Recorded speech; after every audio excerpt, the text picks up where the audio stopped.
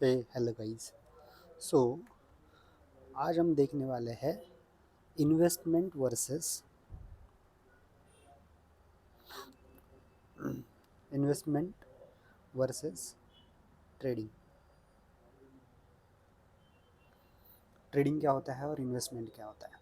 Investment का मतलब ऐसा होता है कि फॉर एग्जांपल आप कोई एक स्टॉक हो गया, बराबर है, या कोई ईटीएफ हो गया, या फिर आपका कोई म्यूचुअल फंड हो गया। इनमें अगर आप इन्वेस्टमेंट करते हो, बराबर है, आपका कोई ईटीएफ हो गया या फिर आपका कोई म्यूचुअल फंड हो गया या फिर आपका कोई स्टॉक हो गया, बराबर है। स्टॉक में भी अगर आप करते हो, स्टॉक में अगर आप इन्वेस्टमेंट करते हो, बराबर। इन्वेस्टमेंट का मतलब क्या है कि एक एवरेज एवरेज 1 ईयर से ज़्यादा अगर आप किसी स्टॉक को रखते हो तो उसको बोला जाता है इन्वेस्टिंग। उसको बोला जाता है इन्वेस्टिंग, इसको लॉन्ग टर्म बोला जाता है। लॉन्ग टर्म अगर आप किसी चीज़ को होल्ड कर रहे हो मोर देन 1 ईयर के लिए तो उसको इन्वेस्टिंग बोला जाता है। एग्जाम्पल, अगर आपने रिलायंस का शेयर, आपने क्या किया है, रिलायंस का रिलायंस का शेयर मोर देन 1 ईयर से आपने होल्ड करके रखा हुआ है और उसको 1 साल के बाद, फॉर एग्जांपल 2000 रुपीज़ में उसको उसने आप परचेज़ किया था, लेट से 10 क्वांटिटी, और आपको उसने सेल किया, आपने उसको सेल किया आपने लेट से 2500 में, 2500 में 10 क्वांटिटी आपने सेल कर दी। ये लिया था लेट से दिसंबर में आपने, और ये अप्रोक्सीमेटली इस मई में आपने उसको बेच दिया। मई 2024 में आपने इसको बेच दिया है। दिसंबर में आपने इसको बाई किया था, दिसंबर में आपको इसने बाई किया था, दिसंबर 2023 में बाई किया था और 2024 में आपने इसको बेच दिया है। तो इसको बोला जाता है इन्वेस्टिंग। सॉरी, ये 2022 में लिया हुआ है, मोर देन 1 ईयर से आपने होल्ड किया हुआ है। तो ये जो 500 रुपीज़ जो आपका बेनिफिट हुआ है मल्टीप्लाई बाय 10, ये आपका क्या होगा, प्रॉफिट होगा। और इसको 1 साल से ज़्यादा आपने होल्ड किया है, तो दिसंबर 22 से लेके अगर मई 2024 तक आपने उसको परचेस किया था तो उसको बोला जाता है इन्वेस्टिंग। लॉन्ग टर्म के लिए आप इन्वेस्ट करके रख रहे हो। और ट्रेडिंग क्या होता है, एक तो सबसे पहले कि लेस देन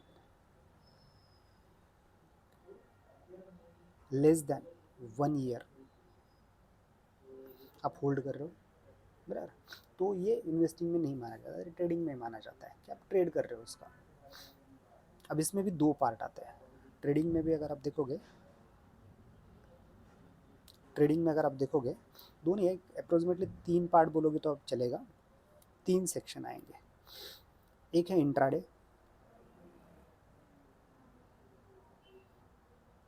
और दूसरा है आपके पास स्विंग, स्विंग ट्रेडिंग बोला जाता है, और तीसरा है options, futures and options, F N O, futures and option. सबसे डेंजरस है ये फ्यूचर्स एंड ऑप्शंस, सबसे dangerous futures and options, even intraday भी। इंट्राडे का मतलब क्या होता है, इंट्राडे का मतलब क्या होता है, लेट से मार्केट ओपन हो जाता है 9:15 को, मॉर्निंग में 9:15 को मार्केट ओपन हो जाता है,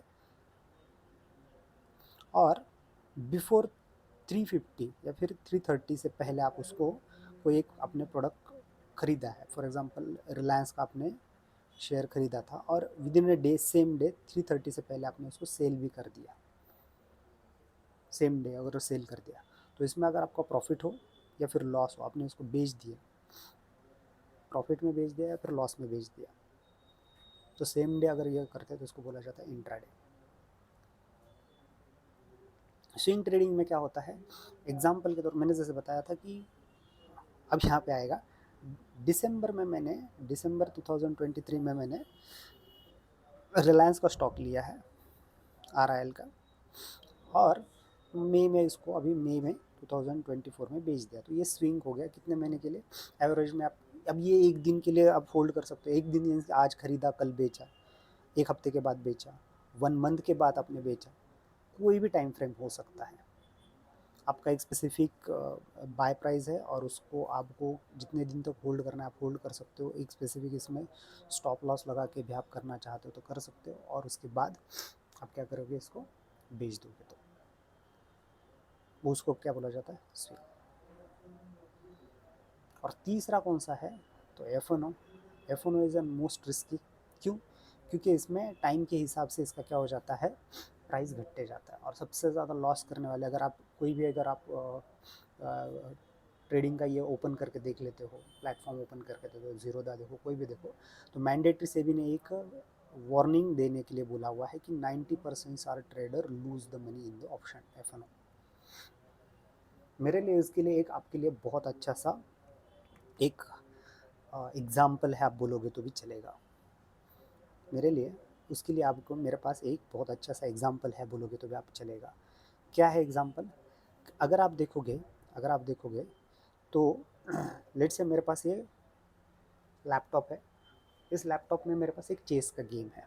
मैं चेस का गेम खेलना चाहता हूँ, मैं गेम खेल रहा हूँ। मेरे पास एक लैपटॉप है और मेरे को क्या करना है, गेम खेलना है। कौन सा चेस का गेम खेलना है? पर अब मेरे पास कोई पार्टिसिपेंट नहीं है, तो मैं किसके साथ गेम खेलूँगा, इस सिस्टम के साथ मैं ये गेम खेलने वाला हूँ। By the way, I am also coder, मैं एक सॉफ्टवेयर डेवलपर हूँ, बराबर। तो मैंने ये चेस का गेम बनाया है। मैं एक डेवलपर हूँ, मैंने एक गेम बनाया हुआ है। अब मैंने बनाते वक्त क्या करता हूँ कि मैं छोटे से सीनियरियो से लेके चलता हूँ, बराबर। मैं छोटा सा सीनियरियो लेके चलता हूँ और उसके हिसाब से मैं विनिंग प्रोबेबिलिटी मैं सेट कर सकता हूँ, एंड उसके हिसाब से मैं ये गेम जीतने के लिए काम कर सकता हूँ। कौन जीतेगा? सिस्टम जीतेगा, ऑलवेज सिस्टम जीतेगा गेम। मैंने ऐसा कोडिंग करके रखा हुआ है, अब छोटे स्केल पे किया हुआ है। अब इसका स्केल बढ़ाते जाएंगे हम, स्केल बढ़ाते जाएंगे, स्केल बढ़ाते जाएंगे कि हार्ड डेंसिटी बनाते जाएंगे। मेरे को कोई नहीं, मैंने एक बार फॉर्मूला सेट कर दिए, इसके चेस के सारे फॉर्मूला मैंने इसमें सेट कर दिए। तो अब ये क्या करतेगा, उसके हिसाब से खेलना शुरू कर देगा। जो मैंने बनाया हुआ गेम है वो मैं भी कभी नहीं जीत सकता हूँ। क्यों? क्योंकि मैंने सिस्टम में इसमें फॉर्मूला सेट करके रख दिए है। क्योंकि मैंने इसमें सिस्टम में फॉर्मूला सेट करके रखे हुए हैं। बहुत ज़्यादा दूर नहीं, मैं आपको एक क्विकली मेरे सॉफ्टवेयर का ही एग्जांपल दिखा देता हूँ कि मैं एक सॉफ्टवेयर में हूँ, मैं एक सॉफ्टवेयर में हूँ। उस सॉफ्टवेयर में अगर मैंने लॉगिन किया, मैं क्विकली लॉगिन करके दिखा देता हूँ आपको कि मैंने एक लॉगिन कर दिया है। और इसके अंदर कोई एक मैंने प्रोग्राम ऑलरेडी बनाया हुआ प्रोग्राम है। लेट्स से मैं एक कोई प्रोग्राम ले लेता हूँ।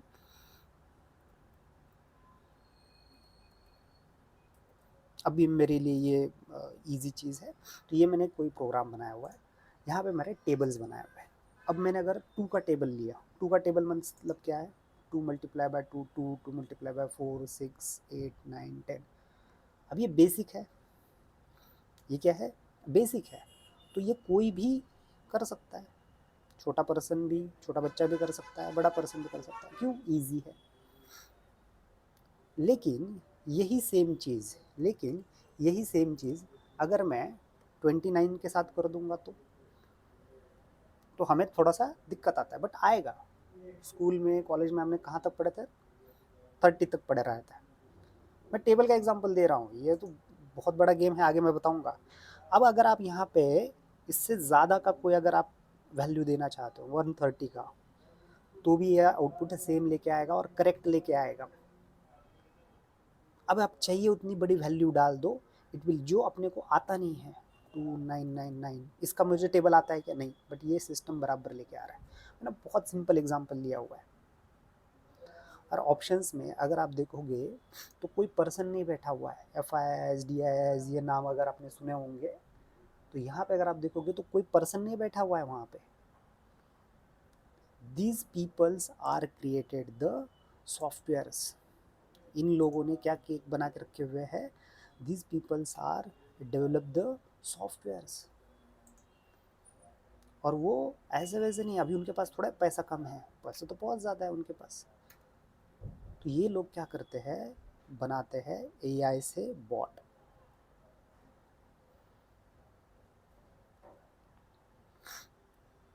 अब मैंने जैसे बताया, एक छोटे स्केल पे उन्होंने बना दिया, अब उसका स्केल बढ़ाते जा रहे हैं वो। आप जितने अंदर आओगे तो ये बराबर 90%। क्यों? क्योंकि आपका आपने मैंने जैसे बताया पीसी के अंदर के चेस का गेम आपने कभी जीत पाए हो क्या? Are you win any game?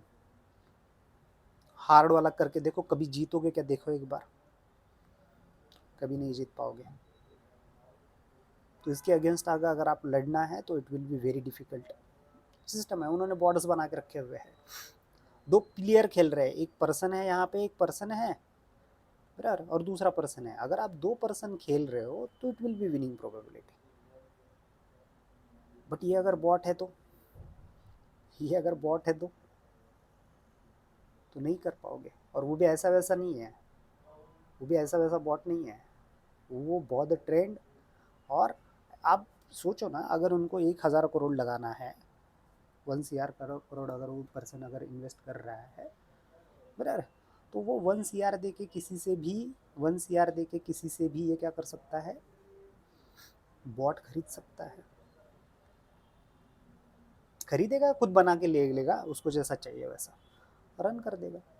वो सिस्टम के सामने बैठे नहीं है। FIDIs अगर आप देखोगे तो वो थोड़े सिस्टम के सामने बैठे हुए हैं, नहीं, फिर सिस्टमेटिकली हो रहा है वो सारा। और आप लगे पड़े हो कि ये हो जाएगा तो कैसे करेंगे, ये हो जाएगा तो कैसे करेंगे, नहीं। फिर आता है कि इन्वेस्टिंग करें या फिर ट्रेडिंग करें। दोनों भी कर सकते हो, बट F&O में अभी मत जाओ अगर आपके पास बॉट नहीं है तो। अगर आपके पास बॉट नहीं है तो do not go with the F&O। फिर आप स्विंग कर सकते हो, या फिर आप जो है स्विंग ट्रेडिंग कर सकते हो, या फिर आप जो है इसके अंदर इंट्राडे भी मैं रिकमेंडेड नहीं करूँगा, क्योंकि उसमें कभी ना कभी तो लॉस हो सकता है। तो आप स्विंग के लिए आप थोड़ा सा देख सकते हो कि यहाँ पे आपको विनिंग चांसेस थोड़े से ज़्यादा हो सकते हैं। उसमें भी अगर आप स्टॉप लॉस वगैरह लगा के कर सकते हो, विदाउट स्टॉप लॉस अगर वेट करना चाहते हो तो भी आप कर सकते हो। बट ये कम्प्लीटली जो है आपके ऊपर डिपेंड करेगा, ये कम्प्लीटली आपके ऊपर डिपेंड करेगा।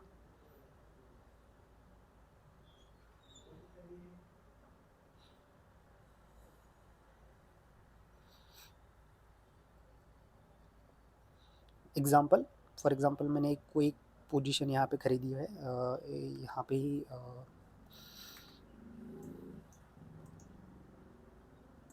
चार्ट में अगर देखेंगे तो लेट्स एज्यूम कि आपने कोई एक स्टॉक है यहाँ पे परचेस किया हुआ है, यहाँ पे आपने समवेयर परचेस किया हुआ है, और आपने टारगेट यहाँ पर रखा हुआ है, और स्टॉप लॉस समवेयर नीचे यहाँ पे आपने सेट किया हुआ है।